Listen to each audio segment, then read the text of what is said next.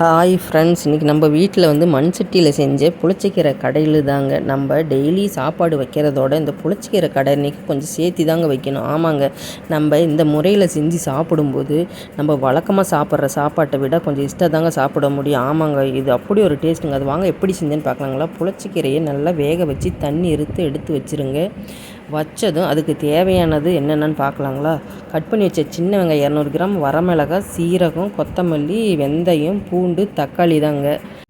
வெந்தயம், சீரகம், கொத்தமல்லி போட்டு நல்லா பொன்னிறமாக வறுத்து அது நல்லா ஆறனதும் நல்லா மிக்ஸி ஜாரில் போட்டு பொடி பண்ணி எடுத்து வச்சுக்கிங்க. நான் கீரையை தாளிக்கிறதுக்கோசரம் வடகம் தாங்க யூஸ் பண்ணேன். அந்த வடகம் தாங்க இது.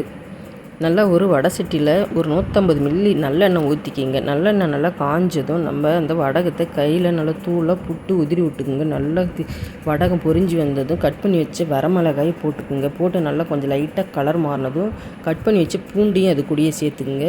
அந்த கட் பண்ணி வச்ச சின்ன வெங்காயத்தையும் அது கூடயே போட்டுக்குங்க. தேவையான அளவு கொஞ்சம் உப்பு போட்டுக்குங்க, ஏன்னா உப்பு போட்டால் சீக்கிரமாக வதங்குங்க.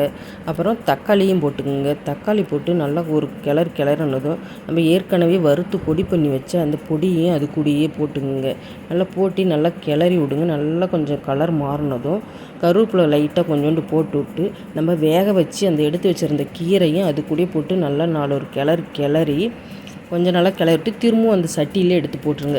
சட்டியிலே கொஞ்சம் போட்டு தண்ணி ஒரு டம்ளர் நல்லா சுடு தண்ணி எடுத்து அந்த வடை சட்டி நல்லா கழுவி விட்டு அந்த சட்டியிலே ஊற்றி நல்லா ஒரு கொதி விடுங்க. தேவையான அளவு உப்பு போட்டுக்குங்க. உப்பு போட்டு நல்லா ஒரு கொதி வரட்டுங்க. வந்ததும் நம்ம நல்லா இறக்கி வச்சு நல்லா மற்ற போட்டு நல்லா கடன்னு கடைஞ்ச நல்லா பாருங்க, இது மாதிரி வந்துருங்க. வந்த உடனே நம்ம சுடு சாதத்தில் எடுத்து வச்சு நல்லா நல்லெண்ணெய் ஊற்றி கொஞ்சம் நீங்கள் சாப்பிட்டு பாருங்கள். சாப்பிட்டு பார்த்துட்டு நீங்கள் எப்படி புளிச்சக்கீரை கடைவீங்கன்னு எனக்கு கமெண்ட்ஸில் சொல்லுங்கள்.